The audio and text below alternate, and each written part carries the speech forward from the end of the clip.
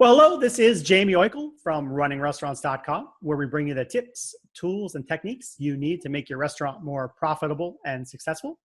Today, I've got a great one question with episode for you with Laura Yutzi of the Sofranco Advisory Group, which helps restaurant owners and prospective operators buy and sell hospitality businesses. Here we go.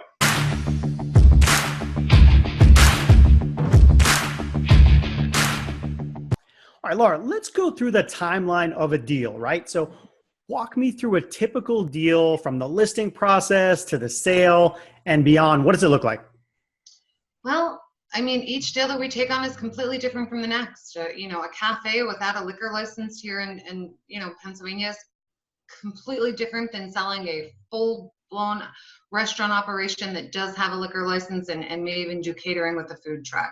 So, it's hard to say the timeline of a deal because they all vary. But a pretty good average is 6 to 9 months from listing to closing. 85% of the time, we do have an offer within 6 months of listing the restaurant. Closing can take anywhere from, without a liquor license, we can close in as quickly as 45 days, 90 days. With a liquor license, the state gets involved and there's, a bit of a process that, has to happen with the transfer.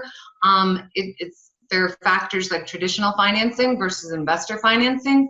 If a buyer's coming to the table and they do need traditional financing with the bank, there's going to be a bit more paperwork and a bit more time added on to that timeline. And then is there real estate involved? Anytime there's real estate involved with the purchase, again, that adds more time to the table.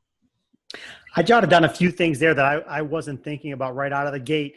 What are due diligence type things that happen in the process? So thinking of as a home buyer, you buy the home and you love it, but then all of a sudden, then you finally dig in and you find the cracks and the warts. What are some of the key due diligence things you walk buyers and to some extent sellers through?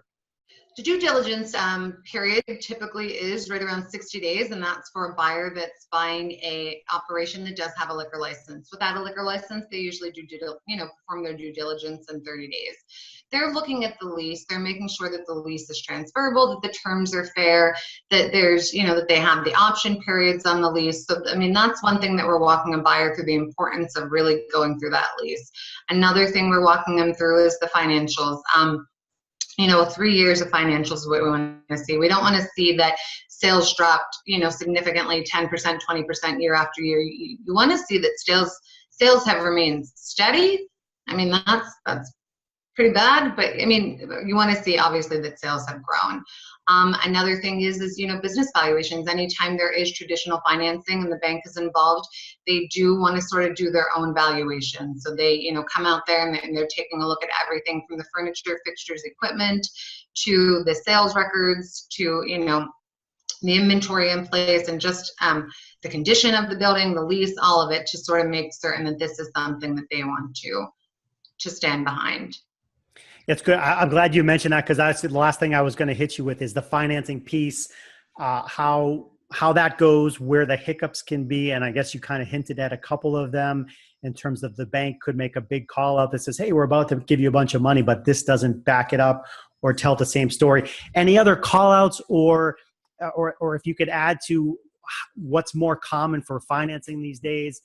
Is it straight up cash? Is it partners coming in with multiple banks? Are people raising money from friends and family? What are some of the things you're seeing? So we see it all. We see friends and family is huge. A lot of times with the chefs that are going out on their own, this is their dream to have their own restaurant. They're pulling with their friends and family. We do see investors coming in. That's usually with our seasoned operators that already have 1 or 2 operations. They're successful, and now they want to branch off and open up a second or a third, maybe change up the concept, do something different. They're bringing in investors that are standing behind that person because of their track record and their history. And then we see a lot of traditional financing for the first-time buyers.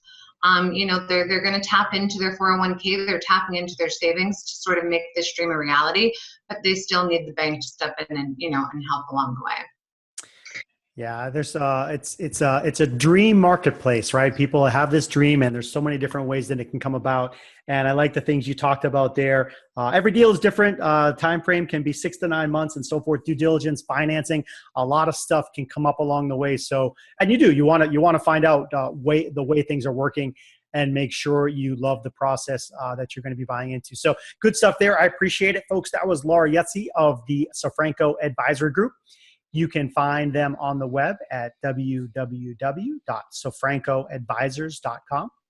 For more great restaurant marketing, operations, service, people, and tech tips, stay tuned to us at runningrestaurants.com. We'll see you next time.